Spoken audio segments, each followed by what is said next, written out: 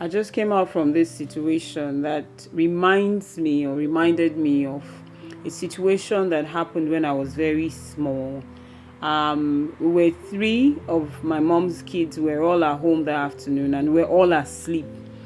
Unusually, we were all asleep. And my mom happened to be who used to be very, very busy, upwardly mobile woman. On that particular day, she was there, she was home, she was busy, she was cooking for her kids, and we were all asleep. Long and short, there was an electrocution, and well, she was holding hot water in her hand when the plug began to shock her, and somehow the kettle she was holding, the electric kettle she was holding, was like directed straight at her chest. And well, she somehow was pouring the water straight at herself, cooking herself until the whole kettle of water got finished on her body. It was only then that the thing stopped shocking her, and she was pushed away, thrown away, hit on the wall, by the electric current, after she had emptied a kettle full of hot water, very boiling hot water, on herself. Now, this was just the beginning of about 5 years of hell, where she could no longer go to work. I'm talking about a very, very upwardly, mobile woman, who had been a lot of things in the states that we were living in, who was, very well to do and all of that. But then from that moment till when she was able to somehow find the strength to drive to the hospital, and she was in the hospital for months and months and months on end. And even after that, the prognosis was not good. Everybody thought that it was the end for her. The doctors would go in and then they would do this. But remember, we're talking about burns. And, if you have ever had anything to do with burns, you'd realize that, it's just one complication after the other, because, in healing the burns from inside out, you never know what you see tomorrow. You wake up and then the thing has covered, it had something from inside is coming out. Remember that it's like cooked meat on top of raw meat. Do you get what I'm saying? Anyway, I don't mean to sound gross and to turn you off, but one thing that we found out was that, as she was healing on the outside, there was still a lot of, let's say rot going on under, and, it was covered with a lot of keloid, burns on top. So it would seem to me like the only way I can describe it is that there was a lot of rotten skin and a lot of pus under the skin that we could see. There was keloid on top. So we're trying to see what we could do about the keloids, and then the doctors were focused on that. They were not really very cognizant of what was going on. I've said all of this to remind us of the power of herbs. I grew up in the household where nobody liked to go to hospital. Nobody wanted to go to the hospital. And, it was after this incident that, we truly embraced and, decided that indeed, when God was creating this earth, he created it with everything that we need inside of it. I mean, the sun that comes out in the morning is a healer. The stones that you step on while you are walking is healing. The leaves, the air that you breathe in the morning, when you wake up, open up your windows and allow that fresh air to come in, is as important as that your daily supplement. The ground, the soil, the sand that is on the ground in your neighborhood. Every once in a while, take off your shoes and stand on top of that sand. It is healing your body.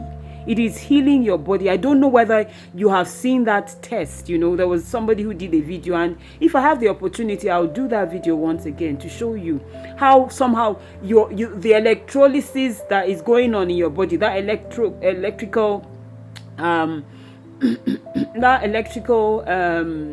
process, of your body becomes more regulated when you're standing with your 10 toes on, the sand outside. So allow your children to go out and play with the sand, to play with stones, as we used to do when we were younger, back in the 90s or in the 80s. Do not take it for granted that every single thing, many of the things we eat, you don't know, but we're eating the weakest and the most useless part of those plants. Sometimes the powerhouse is in the back, in the cover of that thing, in the peel that you threw away. Sometimes it's in the seed. And I know what I'm saying. And well, if you've been listening to me for a while, you would know that I know what I'm saying. The cure of those things that run inside of you. How come it is that we forget to eat the fruits that are in season? Many times you're saying, I want to eat agbalumo, I want to eat mangoes, and they are not in season. Go into the market and find what is cheap, what is coming out from the ground. When it's the second, third week in the rainy season, go and look for fresh corn and eat it. There's a reason why it is happening at the time it is happening. There's a reason why you have access to those things. And for those people who somehow, are not around the motherland when the seasons are coming, when you go to the market and carrots are the ones that are cheap, buy them.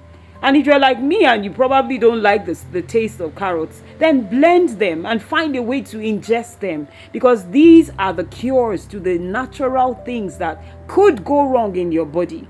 If you eat seasonal fruits, if you connect with your environment, if you take in, look, the functions of different things are not for other purposes. I don't know if you understand what I'm saying. Let me explain. That the water that is running through your tap is not the same one with the water in your swimming pool.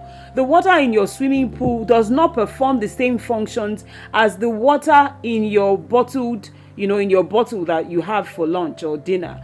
The water in the bottle, it's not the same one with the one that's falling as rain. So every single one of these things has a different significance, has a different purpose, and has a different use if you bother. And I love the fact that in this day and age, we actually have the internet, and just ask the internet, because we're growing up, I used to hear a lot, all that is it not juju? And this juju what? Listen, guys, I have seen too much. I'm going to do a part 2 of this particular video, because I'll tell you, the 3-4 times in my life when I saw clearly that there is nothing that can be compared to the natural things that we have around us. There's nothing. There's nothing. The word of God says that He created the world in 6 days, and everything, and He said, and all that is within Him will bless His holy name, meaning that there will be enough reason for us to thank God for every single. He said, and all that is, bless the Lord, O my soul, and all that is within it. And He said He created the earth and its fullness thereof. They belong to Him. Whatever it is that pertains to life and godliness was put from the beginning of mankind inside this earth. So I want you to go out, and as you see the stones, the sand, the sun, the wind, when it's hot, respect the heat. When it is cold, respect the cold. Respect it. Embrace the wind. Embrace it all. It's for your own good. It's healing. Let's not be too quick to dismiss it. Oh, I don't do that. And we go for very, very expensive foreign things. Many of the time, there's a reason why you were planted in the place where you were planted. And I told you I'll do part 2, telling you a few of the stories. But in the meantime, what you could do is to, go and watch some of our videos and follow me. Okay, follow me if you choose to. It's not by force. Follow me on this channel, and we'll get talking more about the ways you can heal your body. You can heal your mind. You can heal yourself from the inside by connecting with your environment.